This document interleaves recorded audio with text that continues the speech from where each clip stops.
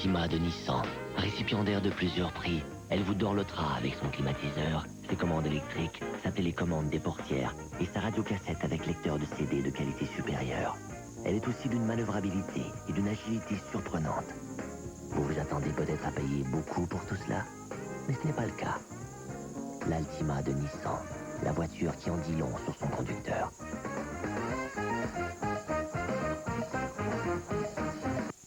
S'est renversé dans la bretelle menant de l'autoroute 55 Nord vers la 40 direction Montréal. La bretelle est fermée en attendant que le camion soit dégagé.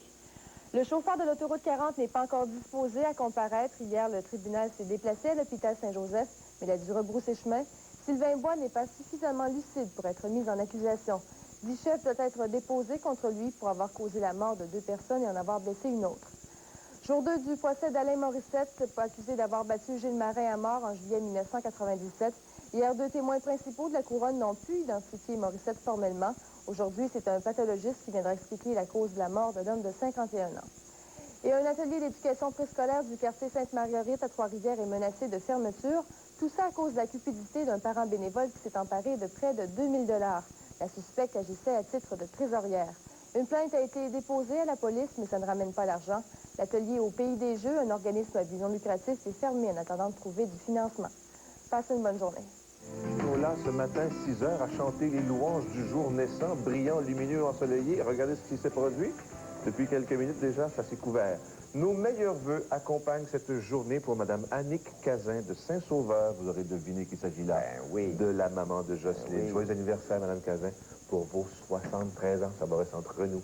Jocelyne que l'on peut voir avec Alain Laforêt à 11h45 à JE en direct. Bon, et évidemment, quelles sont les dernières nouvelles concernant le Kosovo? Le Kosovo, évidemment, ce matin, l'heure est au bilan. Alors, on voit ici, sur la carte, où on voit très, très bien là où les appareils de l'OTAN, les missiles ont frappé vraiment hier dans cette première vague d'attaques. Il y a 11 des 19 pays de l'OTAN qui y ont participé, dont le Canada, avec 4 de ces 6 F-18 qui sont là-bas sur la base d'Aviano. Alors, dommages assez importants sur le terrain. Quoiqu'il faut dire que les images qui nous parviennent de là-bas, ce sont des images de la télévision nationale.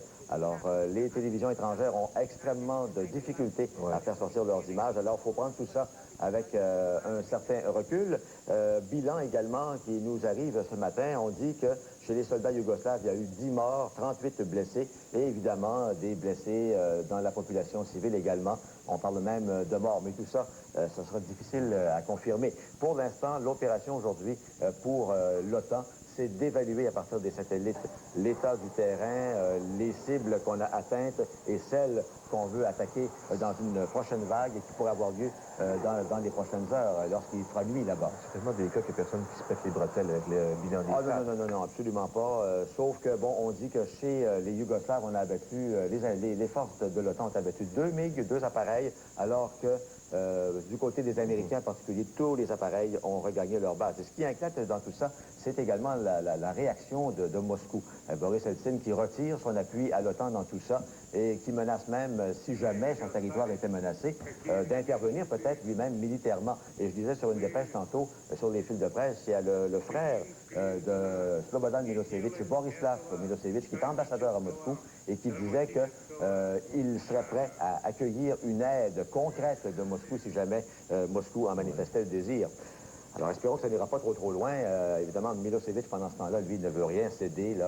Il est vraiment entêté, buté à ne pas signer l'accord de Rambouillet. Pendant ce temps-là... Il y a des Serbes de Sherbrooke. Exactement, il y a une communauté assez importante des Serbes en Estrie. José Cloutier, comment ils ont réagi à tout ça hier? Écoutez, c'était une manifestation d'appui à leur président. Ils étaient en fait une bonne centaine de citoyens d'origine serbe à manifester au centre-ville de Sherbrooke. La communauté serbe de Sherbrooke, vous le disiez, est l'une des plus importantes au Québec.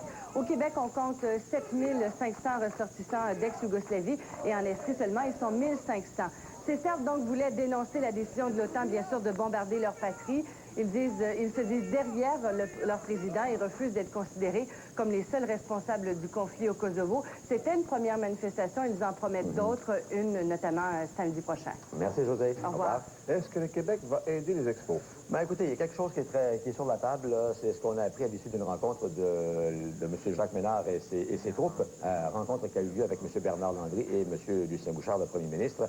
Pas question transaction de prêt sans intérêt, surtout pas d'un prêt de 100 millions de dollars, sauf que M. Landry dit que peut-être qu'on pourrait y aller d'un 7 à 8 millions pour éponger tout le moins l'intérêt d'un prêt comme celui-là, mais pas à n'importe quelle condition quand même. Écoutez bien, M. Landry. Une chose est certaine, le jour où cette équipe ne sera plus à Montréal, le gouvernement, à cette seconde près, n'est plus engagé. Le gouvernement ne donne aucune garantie. Le gouvernement ne veut aucune responsabilité dans quelque installation sportive, physique que ce soit. On a déjà un stade et je dirais qu'on a déjà donné à ce chapitre. On a tous donné d'ailleurs. Et comment, oui, alors ce 7 à 8 millions-là serait puisé dans le budget de développement touristique de Montréal. Donc, il y a quelqu'un qui y perdrait. Comment ces gens-là vont réagir? On verra. Puis il y a de l'impôt à partir du club de baseball qui rentre à Québec également. Aussi, oui, les taxes sur tous les gens qui vont là. Est-ce qu'on doit dire halte là, halte là, halte là, le Viagra est là? Ben, ça a tout l'air. C'est commencé, la vente est débutée là, dans les pharmacies du Québec. Marie Lortie? Cette nuit, dans les pharmacies de la province, on affichait l'arrivée de la pilule bleue, le Viagra, qui est connu aussi sous le nom de pilule du bonheur. Maintenant, il y a environ 300 000 Canadiens qui pourraient avoir recours à ce médicament contre l'impuissance masculine. Le Viagra est disponible aujourd'hui dans les pharmacies du Québec sous ordonnance, évidemment. Il y a 4 comprimés par paquet, 12 $ la pilule. Ça devrait se vendre environ 50 $. Hier, il y a déjà des médecins qui ont rédigé des prescriptions. On s'attend à un engouement très fort pour ce médicament, surtout qu'il devait arriver seulement que la semaine prochaine. Mais la production du médicament en Ontario s'est tellement bien déroulée qu'enfin, au Québec, on pourra avoir le Viagra aujourd'hui. C'est Maurice Duplessis qui disait que le ciel était bleu. L'enfer est rouge, on n'en parle pas pour l'instant. Merci. Au revoir, Marie. Du côté de l'FCN, bon, ben, on saura aujourd'hui ce que le président du Conseil du Trésor à Québec va faire avec le budget de M. Landry, les fonds qui lui sont alloués. Ah, tout à fait. C'est un exercice traditionnel. Jacques Léonard, le président du Conseil du Trésor, qui rend public finalement. Il y a un embargo jusqu'à 14h15, mais une conférence de presse à midi. LCN va suivre ça. Et bien sûr, on va suivre les événements au Kosovo aussi. Comment, oui. Merci, Sylvain. Au revoir. Je vous dis bien franchement, moi, la définition du bonheur passe pas mal plus souvent par autre chose qu'une petite raideur. 7h28 minutes. Hey, les enfants qui partent pour l'école sans avoir déjeuné, faites pas ça. Vous connaissez le vieux dicton? Ventre affamé n'a pas d'oreille, si bien qu'on écoute plus mal lorsqu'on est rendu à l'école. Les commissions scolaires de la rive du Saguenay, on a constaté là-bas des problèmes de nutrition chez plusieurs enfants de niveau primaire dans des secteurs précis de son territoire. Dans 6 écoles, 10% des élèves n'ont pas déjeuné lorsqu'ils entrent en classe. Et depuis, 350 enfants déjeunent à chaque matin dans ces 6 écoles. Le but est de sensibiliser justement les jeunes à déjeuner le matin et les parents à faire le déjeuner de leurs enfants le matin. Eh bien, les déjeuners qui ne sont pas offerts tous les jours de la semaine, mais malgré ça, on peut répondre à pas mal de besoins. C'est important pour la concentration de l'enfant et surtout les résultats scolaires. Voilà, partez pas le ventre creux. Sur plusieurs sites dans la région de Belgrade, après quelques heures d'accalmie, mais l'OTAN n'a encore rien confirmé de ce côté-là. Les frappes lancées hier par l'OTAN auraient fait, selon les Serbes, des dizaines de morts et de blessés. Le secrétaire général de l'OTAN, Javier Solana, a répété que l'Alliance se limiterait pour l'instant à neutraliser les systèmes de défense aérienne yougoslaves. Il a aussi indiqué qu'à sa connaissance, aucun appareil de l'OTAN n'avait été abattu. Le président russe, Boris Yeltsin, lui, est toujours furieux ce matin. Il réclame une réunion du groupe de contact à Moscou pour étudier les moyens de régler politiquement le conflit au Kosovo. La Russie est le seul allié de Belgrade au sein du groupe de contact sur l'ex-Yougoslavie. Après les frappes de l'OTAN, le président Yeltsin a déclaré que la Russie a à sa disposition une série de mesures extrêmes, mais il affirme que son gouvernement n'a pas encore décidé de les utiliser. Il estime que les bombardements remettent en question toute la coopération russo-américaine en matière de désarmement nucléaire stratégique. Et dans plusieurs villes, des opposants aux frappes militaires de l'OTAN en Yougoslavie se sont fait entendre. Il y a eu des manifestations, notamment à Moscou, Rome et New York.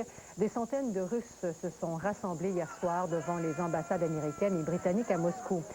Ils ont lancé des œufs et de la peinture sur les bâtiments. En Italie, des manifestations ont aussi eu lieu devant l'ambassade américaine à Rome. Puis à New York, près de 300 personnes, dont plusieurs immigrants serbes, ont crié leur opposition aux frappes militaires en Yougoslavie devant une station de métro. Des Albanais qui ont salué le début des bombardements se sont mêlés à la manifestation. Au Québec, la communauté serbe de Sherbrooke a protesté contre les attaques de l'OTAN. Une centaine de personnes ont manifesté leur appui au leader serbe Slobodan Milosevic devant le palais de justice.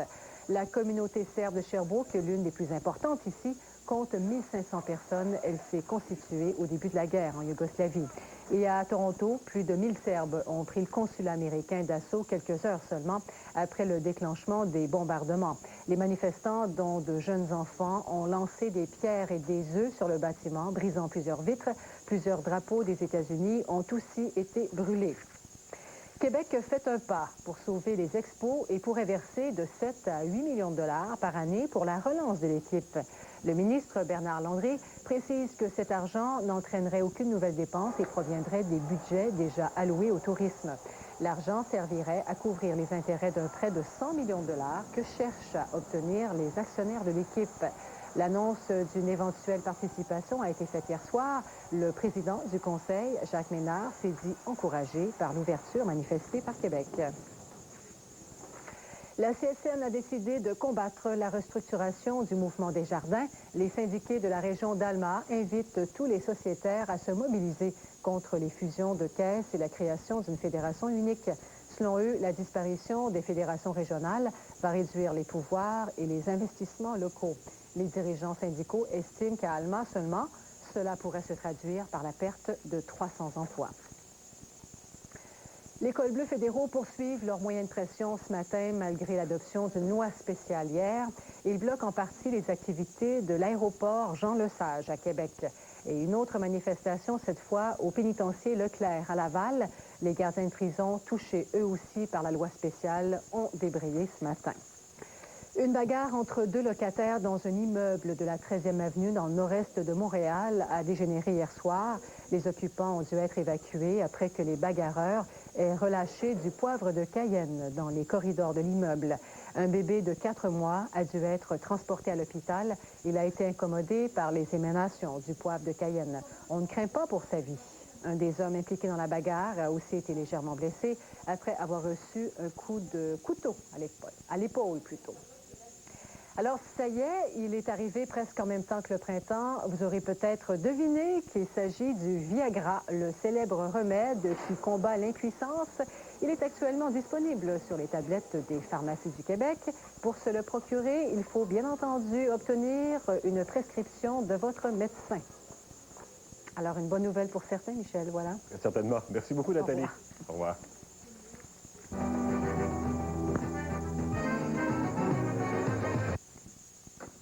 Cette manchette vous est présentée par Trois-Rivières Acura. Bonjour, mesdames, messieurs. Stéphane Lévesque vous parle en direct du centre-ville de Trois-Rivières. La circulation est perturbée en ce moment sur l'autoroute 40. C'est à l'échange de la 55 et de la 40 direction nord. Alors, c'est un camion remorque qui s'est renversé sur le côté plus tôt ce matin. La bretelle est fermée en ce moment pour accéder à l'autoroute 40 par la 55. Alors, vous devez faire un détour par le boulevard Raymond, oui, au nord de Trois-Rivières. Alors, la circulation devrait être rétablie là, au cours des prochaines minutes ou de la prochaine heure. Maintenant, il y a eu une poursuite policière hier dans les rues de Cap-la-Madeleine. C'est un commis de dépanneur qui a visé le 911 vers 21h qu'un client, visiblement en état d'ébriété, venait de s'installer au volant de sa voiture pour poursuivre sa route. Alors, le commis de dépanneur a donné une bonne description du véhicule en question aux policiers. Les policiers qui sont partis à la recherche du véhicule, ils l'ont retracé quelques instants plus tard. Ils ont tenté de l'intercepter, mais bon, le suspect ne voyait pas les choses de la même manière. Il a tenté de s'enfuir à une vitesse effrénée. On parle de quoi, 120-150 km/h dans les rues de Cap-la-Madeleine. Ensuite, le suspect a pris la direction de Trois-Rivières par le pont Duplessis. Il a emprunté le tunnel Saint-Maurice, mais à la sortie du tunnel, il a percuté un mur de plein fouet, tenté de prendre la fuite à pied. Et finalement, les policiers lui ont mis la main au collet, cet individu d'une quarantaine d'années. Il va comparaître aujourd'hui pour conduite avec les facultés affaiblies et aussi conduite dangereuse. Maintenant, Sylvain Bois, cet individu soupçonné d'être responsable de la tragédie de l'autoroute 40 survenue il y a une dizaine de jours à la hauteur de Yamachiche où 2 jeunes gens de Montréal ont perdu la vie, devait comparaître hier après-midi. Le personnel de la cour s'est présenté à sa chambre d'hôpital pour le mettre en accusation formellement. Vous savez, il va faire face à 10 chefs d'accusation. Mais bon, le juge de paix a constaté que Bois était visiblement confus encore et que, bon, cette comparution-là devrait être remise à une date ultérieure. Maintenant, du côté de la météo, aujourd'hui, on prévoit du temps ensoleillé. Ce sera un peu froid, maximum de plus 3, mais en ce moment, c'est moins 4. Bonne journée. À plus tard. Président Bernard Landry. L'espoir peut exister ce matin. Québec s'est dit prêt hier à assumer les intérêts d'un prêt de 100 millions de dollars. En fait, il faut faire attention, parce que le gouvernement s'est dit prêt à investir entre 7 et 8 millions de dollars par année, mais non pas nécessairement à garantir le prêt. Ça, là-dessus, c'est non, de façon catégorique. Bernard Landry a été très clair là-dessus. Par contre, ça permettrait effectivement à la direction des Expos d'emprunter 100 millions de dollars pour la construction du stade en question. On va, je pense, en parler dans les prochaines minutes, à moins qu'on puisse le faire tout de suite avec Philippe Stopp. Oui, il est là? Alors, bonjour Philippe. Bonjour Michel. Bon, est-ce qu'on peut savoir exactement, de façon précise, quelle est l'implication du gouvernement dans le dossier? Oui, en fait, on peut dire ce que le gouvernement est prêt à envisager. Bernard Landry a dit on se donne 10 jours là, pour terminer de fixer les détails de cette aide-là. Alors, écoutez, le gouvernement devait, après avoir répété pendant des mois qu'il n'était pas question de mettre un sou là-dedans, si le gouvernement voulait aider, il devait trouver quand même une façon élégante d'aider sans que ce soit choquant pour les contribuables. C'est l'expression que Bernard Landry a utilisée hier. Alors, pour ne pas choquer les contribuables, on a décidé de tenir compte de l'étude de l'économiste Pierre Fortin qui disait que les expos avaient un apport d'à peu près 15 millions au point de vue touristique. Ça contribuait à la visibilité de Montréal à travers l'Amérique du Nord. Donc, si on tient compte de ça, il fallait évaluer ça à 15 millions à peu près. Là, Bernard Landry a dit soyons réalistes, disons qu'on ça en deux, c'est 7 à 8 millions. Et c'est cet argument-là qu'on va utiliser pour dire les expos contribuent à la visibilité.